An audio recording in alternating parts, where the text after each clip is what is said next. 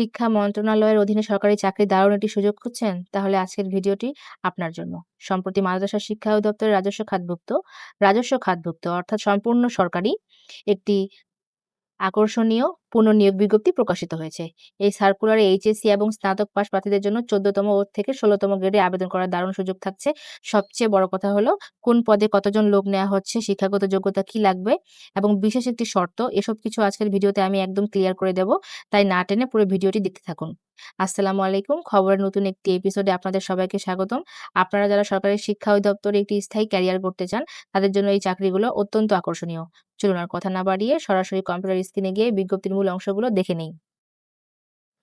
প্রথমেই বললাম এটি একটি রাজস্ব খাতভুক্ত অর্থাৎ পুরোপুরি সরকারি নিয়োগ বিজ্ঞপ্তি এবং এটি একটি পুনর্নিয়োগ বিজ্ঞপ্তি। এই নিয়োগটি এর আগেও করা হয়েছে এবং পুনরায় আবার ৩০শে জুলাই ২০২৬ তারিখে নিয়োগ বিজ্ঞপ্তিটি প্রকাশিত হয়েছে। এখানে আমাদের আ পদ রয়েছে, পদ সংখ্যা রয়েছে ৪ টি। সর্বশেষ পদ সংখ্যা থেকে আমরা শুরু করি। সর্বশেষ পদ সংখ্যা হচ্ছে হিসাব সহকারী, যেখানে ১৬তম গ্রেডের বেতন স্কেল ধরা হবে এবং পদ সংখ্যা রয়েছে এখানে ৮ টি এবং বয়সসীমা ১৮ থেকে ৩২ বছর এবং শিক্ষাগত যোগ্যতা এখানে বলা হয়েছে ব্যবসা শিক্ষা বিভাগ থেকে সিজিপিএতে উচ্চ মাধ্যমিক সার্টিফিকেট, অর্থাৎ আপনাকে কমার্স থেকে এইচএসসি সার্টিফিকেট এখানে প্রয়োজন হবে এবং কম্পিউটার চালানোর দক্ষতা থাকতে হবে। পূর্বে একটি কথা বলে নিই, আমাদের প্রতিটি পদেই কিন্তু মোটামুটি কম্পিউটারের যোগ্যতা থাকতে হবে। এবং ৩য় নাম্বার হচ্ছে অফিস সহকারী কাম কম্পিউটার মুদ্রাক্ষরিক। এখানে আপনাকে ১৬তম গ্রেডে বেতন স্কেল ধরা হবে এবং এখানে পদ সংখ্যা রয়েছে ১৩ টি। মানে এখানে কিন্তু আ হিউজ পরিমাণ পদ সংখ্যা রয়েছে এবং এখানে একটি বিষয় উল্লেখ আছে যে বেতন বয়সসীমার ক্ষেত্রে ১৮ থেকে ৩২ বছর। তবে বিভাগীয় প্রার্থীদের জন্য বয়সসীমা ৪০ বছর পর্যন্ত শিথিলযোগ্য। মানে যারা কর্মরত আছেন তাদের বয়সসীমা ৪০ পর্যন্ত থাকলে এখানে ধরা যাবে। এবং এখানে শিক্ষাগত যোগ্যতা লাগবে এইচএসসি পরীক্ষা সার্টিফিকেট এবং কম্পিউটার চালানোর দক্ষতা, কম্পিউটার মুদ্রাক্ষরে সর্বনিম্ন গতি প্রতি মিনিটে ইংরেজিতে ২০ শব্দ এবং বাংলায় ২০ শব্দ থাকতে হবে। এই যে ১ম এই কথাটা আমরা বললাম যে প্রতিটাতেই কিন্তু এখানে কম্পিউটারের দক্ষতা আপনার থাকতে হবে। এবং ২য় নাম্বারটি হচ্ছে ডাটা এন্ট্রি কন্ট্রোল অপারেটর। এখানে আপনাকে ওই ১৬তম গ্রেডেই বেতন ধরা হবে। এখানে পদ সংখ্যা রয়েছে ১ টি এবং প্রতিটি ক্ষেত্রেই বয়সসীমা হচ্ছে কিন্তু আপনার ১৮ থেকে ৩২। তবে এই যে অফিস সহকারী এই পদটাতে আপনাদের ওই যে বিভাগীয় যারা কর্মরত আছেন তাদের জন্য শুধু ৪০ পর্যন্ত এখানে শিথিলযোগ্য থাকবে। এবং এই আমরা ২য় পদটির জন্য এখানে শিক্ষাগত যোগ্যতা আমাদের প্রয়োজন। এখানেও আমাদের এইচএসসি সার্টিফিকেট প্রয়োজন হবে এবং কম্পিউটার মুদ্রাক্ষরে প্রতি মিনিটে বাংলা ২০ শব্দ এবং ইংরেজি ২০ শব্দের গতিসহ সংশ্লিষ্ট স্ট্যান্ডার্ড অ্যাপটিটিউড টেস্টে উত্তীর্ণ হতে হবে।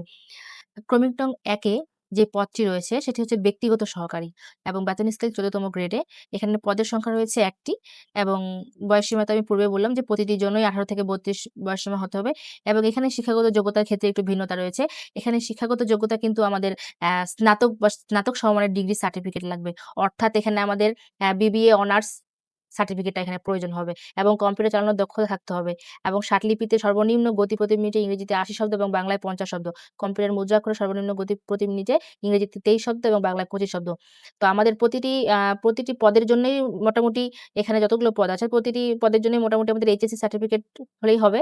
কিন্তু এই ১ম পদটি ব্যক্তিগত সহকারী এই পদটির জন্য শুধু আমাদের আপনাদের অনার্সের সার্টিফিকেটটা প্রয়োজন। এখন আমরা একটু আবেদনের নিয়মগুলি জেনে নেই। এখানে হচ্ছে আমাদের এই যে গ্রেডিং সিস্টেম গুলো দেওয়া আছে, ১ম, ২য় এবং ৩য় শ্রেণীর এই গ্রেডিং সিস্টেম গুলো এখানে বিস্তারিত আলোচনা করা আছে। এবং এখানে বলা আছে যারা এটি কিন্তু একটু ১ম এই বললাম এটি একটি পুনর্নিয়োগ বিজ্ঞপ্তি। যারা ১ম এ ৪ই ডিসেম্বর ২০২৪ সালে এই নিয়োগটিতে আবেদন করেছিলেন, তারা আর তাদেরকে আর পুনরায় আবেদন করতে হবে না। তারা পরীক্ষায় অংশগ্রহণে বিবেচিত হবেন। ৪ নম্বরে বলা আছে যে আমাদের যে মৌখিক পরীক্ষায় যে কাগজপত্রগুলো বা যে বিষয়গুলো আমাদের সংযুক্ত করতে হবে, এই ৪ নম্বরে আমাদের বিস্তারিত এখানে আলোচনা করে দেওয়া আছে। যেমন আপনার সার্টিফিকেটের ফটোকপি, আপনাদের ছবি, আপনাদের আবেদনের ফটোকপি, ঠিক আছে? আপনাদের computer certificate A to Z এখানে আপনাদের যুক্ত করতে হবে, এটি বলা আছে। আবেদনের নিয়ম হচ্ছে নতুন প্রার্থীদের আ আবেদনের প্রক্রিয়াটি সম্পূর্ণ অনলাইনে সম্পন্ন করতে হবে। আপনারা এই যে এই ওয়েবসাইট আ ডা যে dme.teletalk.com.bd ওয়েবসাইটে আবেদনটি আপনাদের আবেদন করতে হবে। ঠিক আছে? এবং টেলিটকের এই পোর্টালে আপনার আবেদনের শেষ তারিখ এবং ফি জমা দেওয়ার বিস্তারিত নির্দেশিকা এখানেই আপনারা পেয়ে যাবেন। বিজ্ঞপ্তির বিস্তারিত পিডিএফ ডাউনলোড লিঙ্ক এবং আবেদনের আ ডিরেক্ট লিঙ্ক আমি ভিডিও ডেসক্রিপশন বক্সে দিয়ে রেখেছি। সেখান থেকে ক্লিক করে আপনারা খুব সহজেই আবেদন করতে পারবেন। আজকের ভিডিওটি ভালো লাগলে একটি লাইক দিন। সরকারি চাকরির লেটেস্ট এবং সব আপডেট সবার আগে পেতে চ্যানেলটি সাবস্ক্রাইব করে বেল আইকনটি বাজিয়ে রাখুন। দেখা হচ্ছে পরবর্তী ভিডিওতে। আল্লাহ হাফেজ।